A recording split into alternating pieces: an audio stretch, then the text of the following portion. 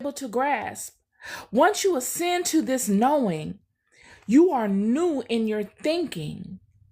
Your thinking has changed. Your perception of the situations that you're experiencing or have experienced are now shifted to a higher consciousness. So now that your perception is shifted, your experience is different. You view that thing differently.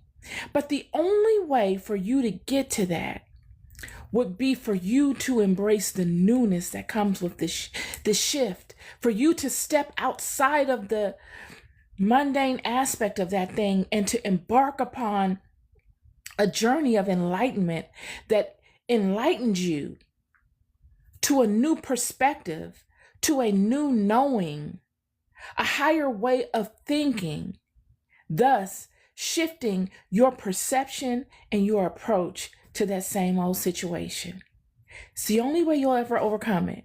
I did the podcast episode. It's still processing. I forgot. That's why I stopped doing lives on YouTube. It's because it takes so long for my live to process. It's been processing for probably 3 or 4 hours now.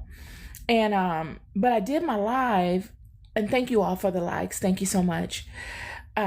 But I did my live on David, and not to hammer David in, but I went into detail as to how David's walk shifted David's perception of himself and of God.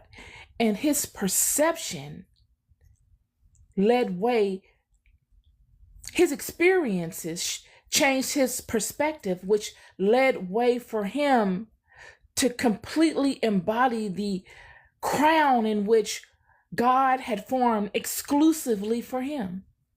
You see, David's crown is a unique crown that no other of the house can wear outside of those that come forth of his line.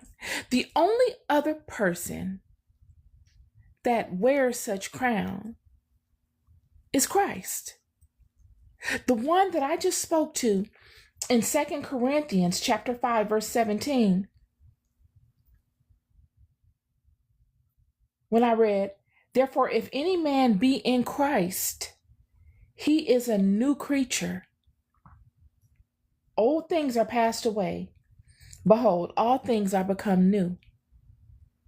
His way of thinking, this ascension is an internal ascension that is experience-based. It is an activity-based experience that leads way to a new way of thinking.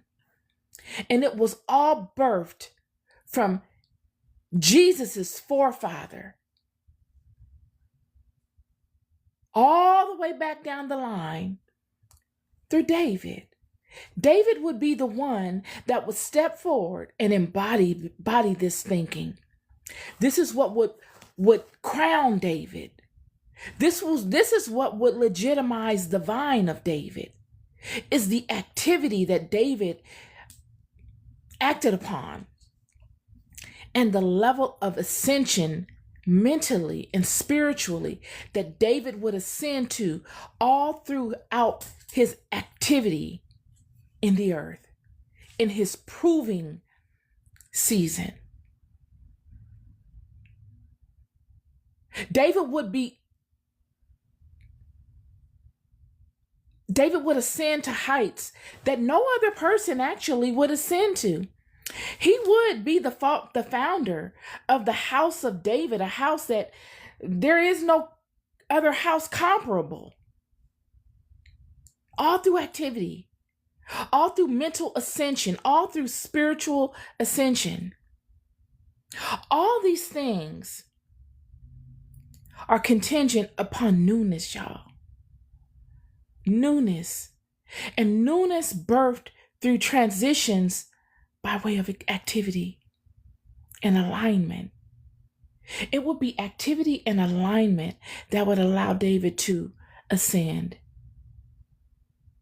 It would be activity and alignment that would allow the Messiah that would be born from the same vine to be able to multiply himself, to be able to garner the attention of the people so that they would want to mimic this activity. The same way David was able to attract all of the warriors that came to his defense while he was being hunted in the earth.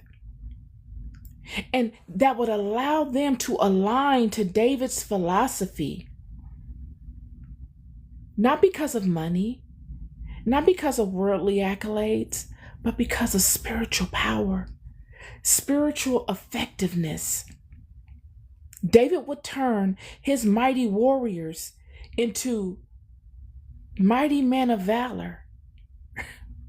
They would go down in history as mighty men of valor, all by aligning to his philosophy and walking it out daily in their activity. All of this would give them a new way of seeing themselves in the world. They would see the world differently. They would adopt a new philosophy because they would come into the knowledge of something extremely effective